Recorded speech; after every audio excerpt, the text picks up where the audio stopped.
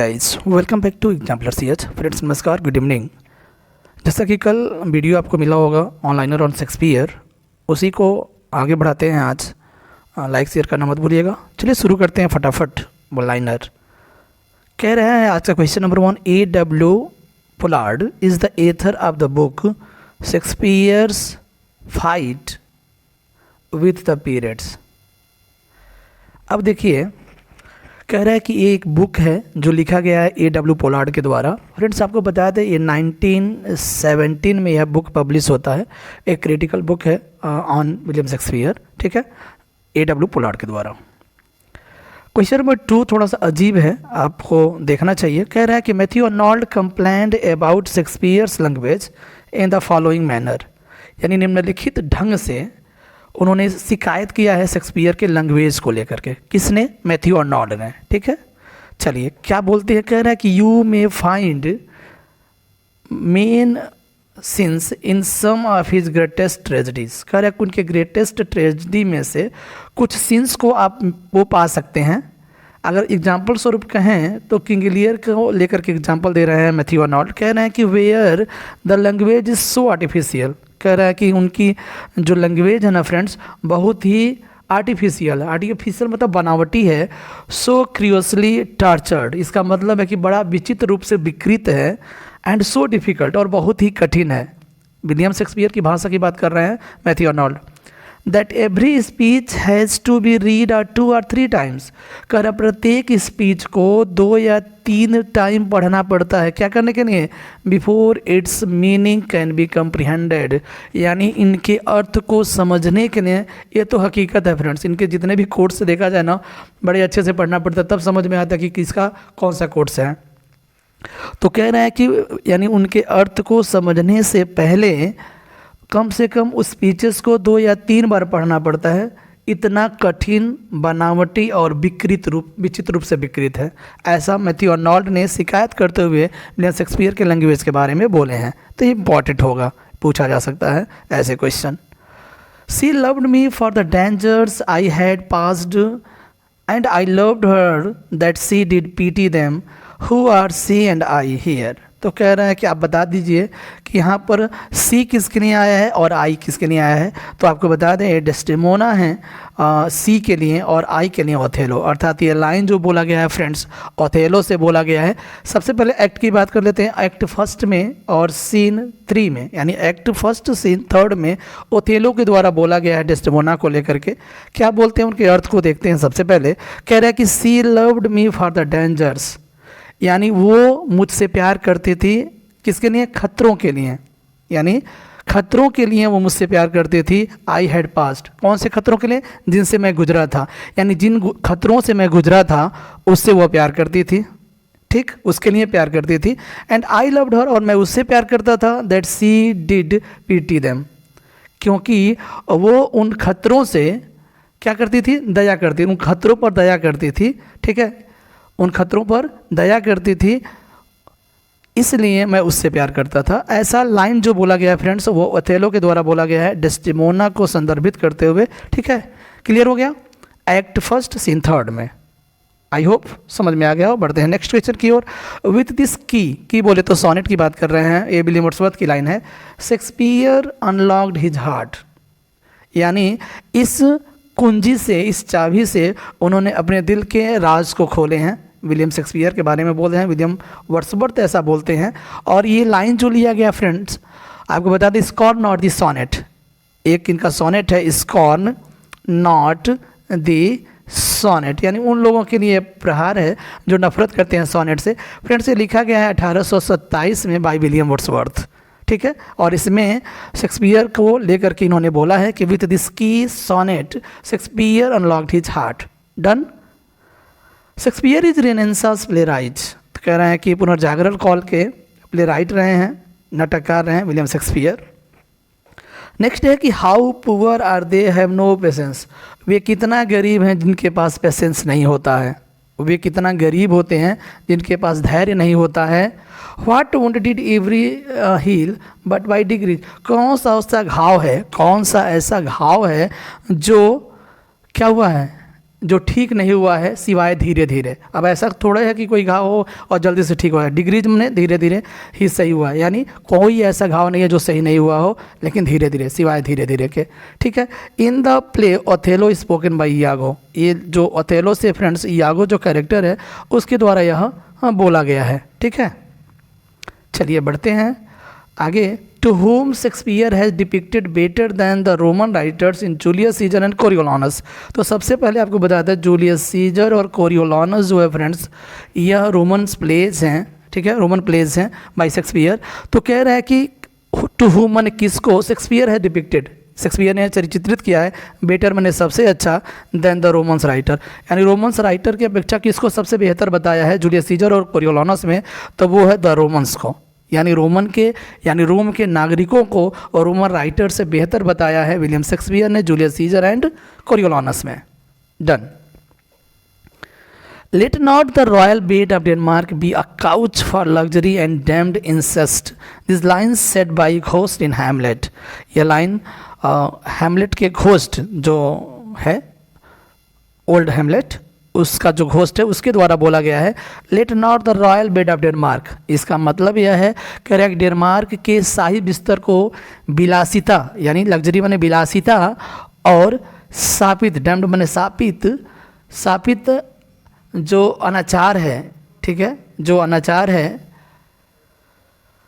के लिए सोफा न बनने दें, यानी let not the royal bed of Denmark be a couch मैंने समझ रहे हैं ना, सोफा होता है किसके लिए, लग्जरी, और जो शापित अनाचार है ना उसके लिए उसको, उस रॉयल बेड को क्या बनने न दें, काउच न बनने दें, सोफा न बनने दें। एक होस्ट के द्वारा बोला गया है फ्रेंड्स इन हैमलेट। अगर बात करते हैं तो एक्ट फर्स्ट सीन 5 में यह बोला गया लाइन है। ठीक है, क्लियर हुआ। एक्ट फर्स्ट सीन 5 में यह लाइन बोला गया, घोस्ट के द्वारा बोला गया है। Let not the royal bed of Denmark be a couch of luxuries and damned incest, यानी कह रहा है ना आप इतना रॉयल बेड है ना डेनमार्क का, उसे आप सोफा मत बनाइए। Charles Swinburne caught Shakespeare's King Lear. अब शेक्सपियर का जो किंग लियर ड्रामा है उसको चार्ल्स स्विनबर्न ने कमेंट किया है और उन्होंने बोला क्या है, the most elemental and primeval. The most elemental मतलब होता है बहुत ही ज़्यादा मौलिक, एलिमेंटल मतलब मौलिक, और प्राइमियल का मतलब होता है आदिम। आदिम माने बहुत ही पुराना, आदिम होता है बहुत ही पुराना, अर्थात मौलिक और पुराना बोला है स्विनबर्न ने विलियम शेक्सपियर का नाटक किंग लियर को। ठीक है, ऑफ ऑल प्लेज, यानी सब प्लेज में से सबसे मौलिक और आदिम बोला है किंग लियर को स्विनबर्न ने। Anne Hathaway is the wife of Shakespeare. तो आपको बता दें 1582 में, हाँ 1582 में 18 साल और 26 साल, 18 इनका 26 इनका, ठीक है, शादी होता है 1582 में, किसका, विलियम शेक्सपियर का एनी हाथवे से। ठीक है। Edgar is poor Tom in king Lear. अब कह रहे हैं कि जो किंग लियर की अगर बात करते हैं फ्रेंड्स, ये 1603 या 4 में लिखा गया है किंग लियर। ठीक है, कहीं कहीं 4 और 5 भी दिखाई देता है, ये भी ध्यान रखिएगा। तो कह रहा है कि एडगर जो है फ्रेंड्स वो पुअर टॉम है किंग लियर में। ठीक है, पुअर टॉम है। Which theoretical company changed its name to King's Men in 1603। तो 1603 में, अर्थात एलिजाबेथ, क्वीन एलिजाबेथ के मरने के बाद 1603 में किंग्समैन में बदल गया वो थियोरेटिकल कंपनी। उस थियोरेटिकल कंपनी का नाम था the Chamberlain's man. The Chamberlain's man को किंग्समैन में बदल दिया गया था 1603 में, after death of Queen Elizabeth. Whose sister's plight did Virginia Woolf imagine. कह रहा है कि किसकी बहन, ठीक है, किसकी बहन का जो प्लाइट है उसका कल्पना किया है वर्जीनिया वुल्फ ने। ठीक है, वर्जीनिया यानी किसकी बहन प्लाइट की कल्पना की है वर्जीनिया वुल्फ ने, तो वो है शेक्सपियर। ठीक है, वर्जीनिया वुल्फ ने शेक्सपियर की बहन का जो तुलना किया है, तुलना नहीं कहेंगे, इमेजिन, कल्पना किया है प्लाइट को। प्लाइट का मतलब होता है दुर्दशा। ठीक है, ये वर्जीनिया वुल्फ के द्वारा है, ये भी ध्यान रखिएगा, इंपॉर्टेंट हो सकता है। If it were done when it is done then not were well in Macbeth. ये लाइन आपको बता दें मैकबेथ के द्वारा ही बोला गया है। ठीक है। और ये शायद लेडी मैकबेथ जब वो किंग डंकन का मर्डर करने जा रही हैं उससे पहले बोला गया है, उसके बाद बोला गया है। अब मैकबेथ के द्वारा बोला गया है, लेडी मैकबेथ को संदर्भित करते हुए क्या बोला गया है कि इफ़ इट वेयर डन, यदि यह तब किया जाता, तब इट के साथ वेयर का प्रयोग हुआ है, यानी काल्पनिक या क्या बोलेंगे इसमें जो मीथ टाइप का है, मतलब कल्पनाओं में खोया जाता है। इसमें आपको कंडीशनल सेंटेंस पढ़े होंगे तो इसमें दिखाई देता होगा। कह रहा है इफ़ इट वेयर डन, यानी यह तब किया जाता, when it is done then not कह सकते हैं। तो इसका मतलब ये है कि यह तब किया जाता जब यह किया जाता, ठीक है, तब यह किया जाता, तब दे नॉट वेयर वेल, यानी उस समय यह ठीक था। यानी जब कहने का मतलब है कि इतना तेज़ी से जैसे ही चुड़ैलों ने ये कह दिया था कि मैकबेथ जो है ना स्विट्जरलैंड का राजा बनेगा, और जैसे ही लेडी मैकबेथ को बताता वैसे ही प्लानिंग कर लेती कि अपने घर बुलाया जाए किसको, डंकन को, और उसे मार करके तुरंत क्या मैकबेथ राजा बन जाएगा। तो यही बात सोचकर कितना जल्दीबाजी में होता है सारा चीज़, इसीलिए वो कहता है कि if it were done with it is done then wait were all in Macbeth. तो मैकबेथ के द्वारा बोला गया है कि यह तब किया जाता जब यह किया जाता, तब यह सही होता, ठीक है। लेकिन इस समय जो है फ्रेंड्स वो सही नहीं है। एक्ट फर्स्ट सीन 7 से लिया गया है, मैकबेथ के द्वारा बोला गया लाइन है। Dryden's heroic tragedy all for love, all for love की अगर बात करते हैं तो 1677 में आया है ड्राइडेन के द्वारा, हाँ 1677 में। It based on Antonio Cleopatra, और एंटोनियो क्लियोपात्रा की बात करते हैं तो 1607 में आया है बाय शेक्सपियर, ठीक है, उसी पर बेस्ड है ये ऑल फॉर लव, इंपॉर्टेंट है ना। हम टेट ने किंग लियर को हैप्पी एंडिंग दिया है, ये भी ध्यान रखिएगा। एडगर का शादी कर्डेलिया से करवा करके। कैलिबन जो है एक कैरेक्टर है टेम्पेस्ट में, 1611 में आया था। Tempest associated with the earth, ये अर्थ से एसोसिएट करता है, जबकि आगे बता रहा है कि Edgar speaks in the voice of poor Tom. तो कह रहा है, पहले ही मैंने बता दिया कि एडगर ही जो है पुअर टॉम की आवाज़ में बोलता है, किस में, किंग लियर में, ठीक है, किंग लियर में। चलिए आगे बढ़ते हैं।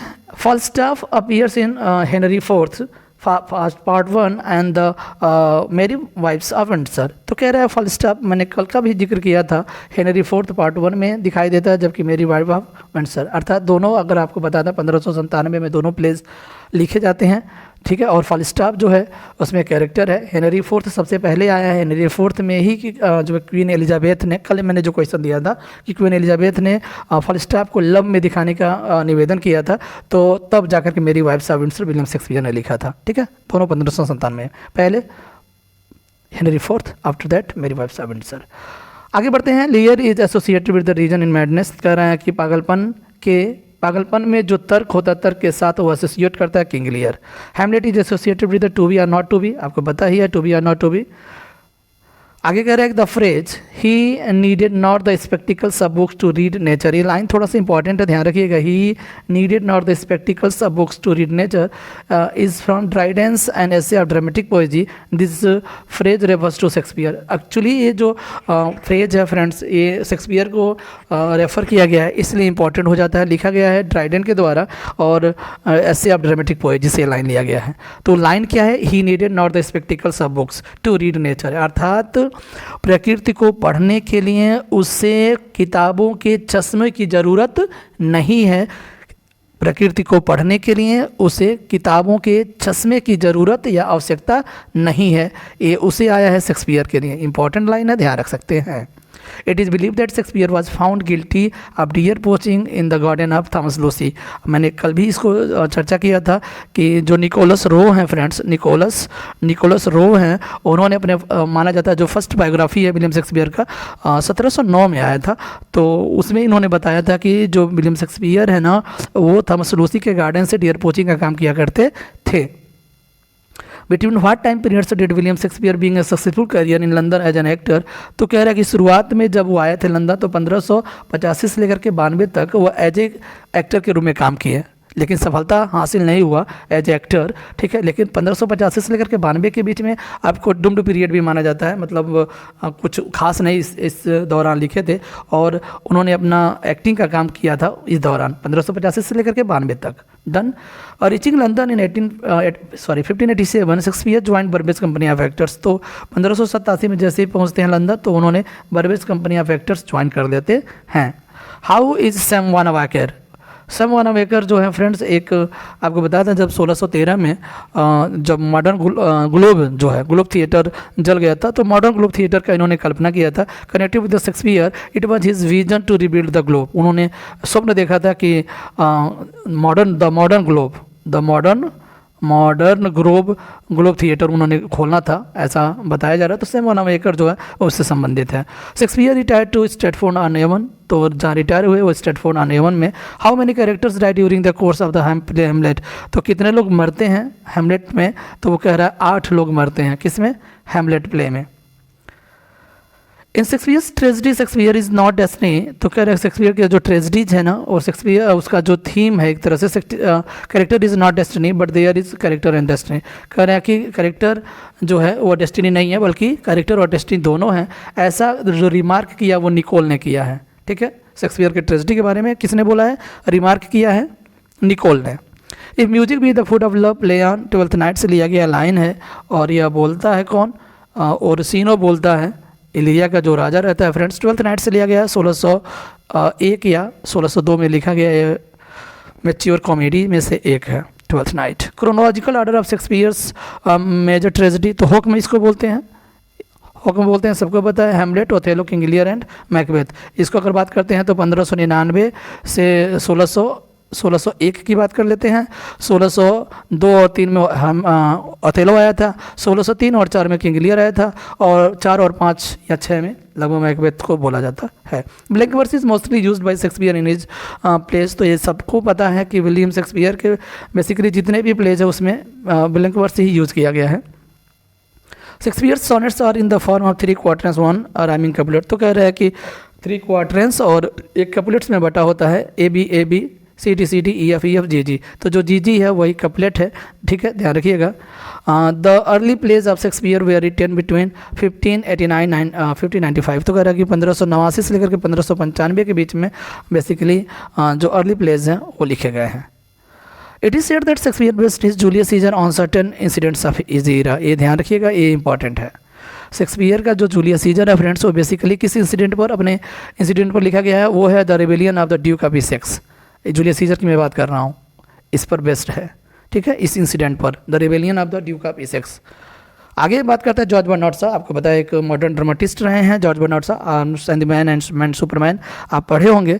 तो कह रहे हैं उन्होंने लिखा है कि नो मैन, एक कोट है, no man will ever write a better tragedy than King Lear. तो कह रहा है कि कोई भी व्यक्ति किंग लियर से बेहतर ट्रेजिडी कोई नहीं लिखेगा, ऐसा जी.बी. शाह ने बोला है। किंग लियर को जो है ड्रामा उसको संदर्भित करते हुए। Who air loved that love not at first sight. तो कह रहे हैं 37 नंबर का जो है फ्रेंड्स वो कह रहे हैं कि who ever loved the love not at first sight, यानी जिसने भी प्यार किया उसने पहले नज़र में प्यार नहीं किया है। एज यू लाइक से ये लाइन लिया गया है। आपको बेसिकली बता देते हैं, एज यू लाइक इट 1599 में लिखा गया है। ठीक है, और एक्ट 3 सीन 5 की बात करते हैं और बोला गया है फोबिया के द्वारा, PHOEBEY फोबिया के द्वारा ये लाइन बोला गया है कि जिसने भी प्यार किया है वह पहले नज़र में प्यार नहीं किया है। ये फोबिया के द्वारा बोला गया है सिल्वियस से। ठीक है, सिल्वियस से। एक्ट 3 सीन 5 में As You Like It 1599। Question number 38 की बात कर लेते हैं। Shakespeare borrowed the formula of romantic comedy. तो देखिए फादर ऑफ रोमांटिक कॉमेडी जो रॉबर्ट ग्रीन को माना जाता है, जो यूनिवर्सिटी विट्स में से एक हैं। Romantic comedy from Robert Greene, जो फार्मूला है रोमांटिक कॉमेडी से शेक्सपियर ने उधार दिया है रॉबर्ट ग्रीन से। Between 1590 and 1593 the theatre were frequently closed in London owing to bubonic plague। कह रहे हैं कि 1590 से लेकर के 1593 के बीच में थिएटर्स बंद हो गए थे और इसी के बाद विलियम शेक्सपियर का जो एक्टर एज ए एक्टर काम कर रहे थे वो भी बंद हो गया था, तब उन्होंने लिखना शुरू कर दिया। ठीक है, तो कह रहा है कि 1590 और 93 के बीच में बबोनिक प्लेग की वजह से, ठीक है, बबोनिक प्लेग की वजह से थिएटर्स क्लोज कर दिए गए थे। द वार ऑफ रोजेज जो 1455 से लेकर के 1485 या 87 के बीच में हुआ है, the war of roses figures in the works of Shakespeare, तो शेक्सपियर के वर्क्स में दिखाई देता है। अब क्यों ना दिखाई दे, क्योंकि 1200 से लेकर के 1550 तक 350 साल का इन्होंने मेंशन किया है अपने ड्रामाज में, विलियम शेक्सपियर ने 350 साल, तो श्योर है कि वार ऑफ रोजेज भी इसमें इंक्लूडेड होगा ही होगा। The quality of mercy is not stand, it drop as the gentleman from the heaven. अगर इसकी बात करते हैं फ्रेंड्स, तो ये लिखा गया है यह मर्चेंट ऑफ वेनिस से लिया गया लाइन है। और मर्चेंट ऑफ वेनिस की बात करते हैं तो 1596-98 के बीच लिखा गया है। पोर्सिया के द्वारा एक लाइन बोला गया है, ठीक है, जब क्या साइलॉक उधार मांगता है अपने पैसे और वो कहता है कि हमें 1 पाउंड मांस तुम्हारे बॉडी से काटेंगे, तब वहाँ पर दया दिखाने के लिए पोर्सिया आती है बल्थाजार के रूप में और कहती है the quality of mercy not stand, यानी जो दया का गुण है ना वो ज़बरदस्ती किसी से उत्पन्न नहीं किया जा सकता। It drop as the gentleman from the heaven, ये तो ऐसे उत्पन्न होता है मानो जैसे आसमान से बारिश की बूंदें ज़मीन पर गिरती हैं, ठीक उसी तरह से दिल में यह मर्सी उत्पन्न होता है। ये ऐसा कहते हुए बोलती है पोर्सिया, ठीक है। और ये लाइन जो है फ्रेंड्स पोर्सिया के द्वारा बोला गया है एक्ट 4 सीन 1 में, ठीक है, क्वालिटी ऑफ मर्सी बोला गया है। Hamlet is called the tragedy of reflection. आज का जो अंतिम क्वेश्चन है फ्रेंड्स, हैमलेट को ट्रेजेडी ऑफ रिफ्लेक्शन भी बोलते हैं और लिटरेचर ऑफ मोनालिसा, हाँ, लिटरेचर ऑफ मोनालिसा भी बोला जाता, कुछ ऐसे है। अब I don't know, Mona Lisa of literature की लिटरेचर ऑफ मोनालिसा भी हैमलेट को ही बोला जाता है, ट्रेजेडी ऑफ रिफ्लेक्शन भी बोला जाता है, ठीक है। इंपॉर्टेंट जो ग्रेटेस्ट ट्रेजेडीज में से एक है हैमलेट, ध्यान रखिएगा। मिलते हैं नेक्स्ट वीडियो में कुछ इंपॉर्टेंट वीडियोज़ के साथ, बने रहिए with example. Bye bye, take care.